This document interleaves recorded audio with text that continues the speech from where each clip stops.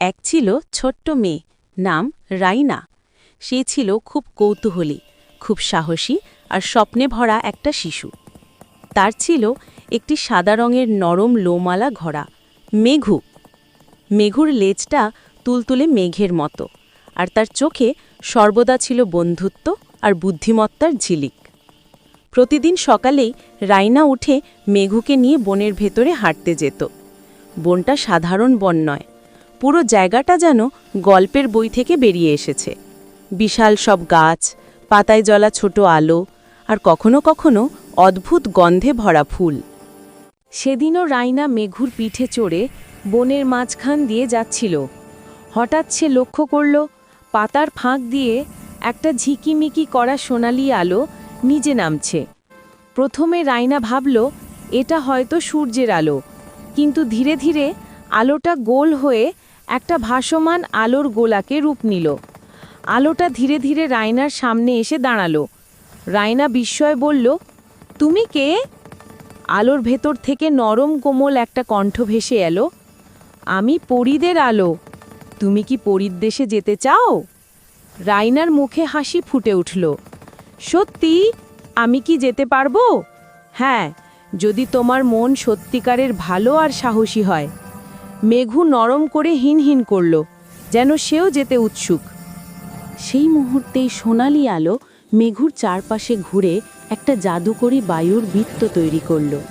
হঠাৎ রায়না বুঝল মেঘুর পা মাটি থেকে উঠছে। ঘোড়া আর রায়না দুজনেই উপরে উঠতে লাগল, বনের ওপর, পাহাড়ের ওপর, মেঘের ওপর দিয়ে।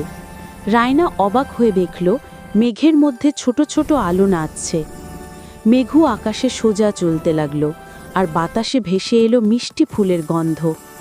এক সময় তারা পৌঁছাল আকাশপথ, রংধনুর আলোয় তৈরি একটি জাদুকরী রাস্তা।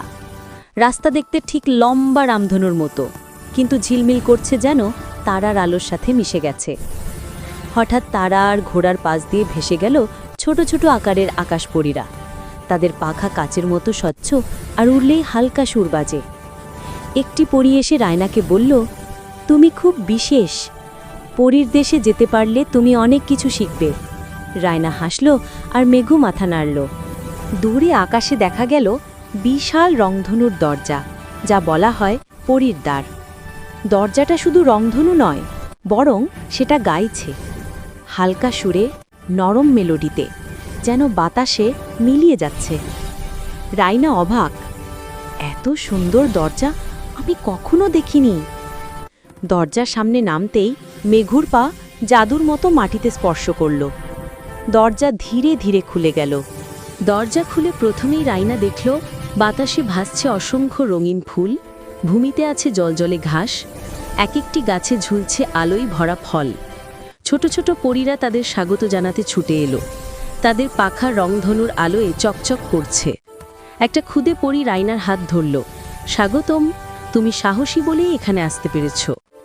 আরেক পরী মেঘুর নাকে আলতো করে হাত রাখল, ঘোড়াটিও বুদ্ধিমান, তোমাদের দুজনের জন্যই আমরা অপেক্ষা করছিলাম। রায়না মুগ্ধ হয়ে চারপাশ দেখছিল, জোনাকি আলোয় নদী, গান গাওয়া ফুল, পাহাড় যেগুলো রং বদলায়, সবকিছু যেন এক অপার স্বপ্ন।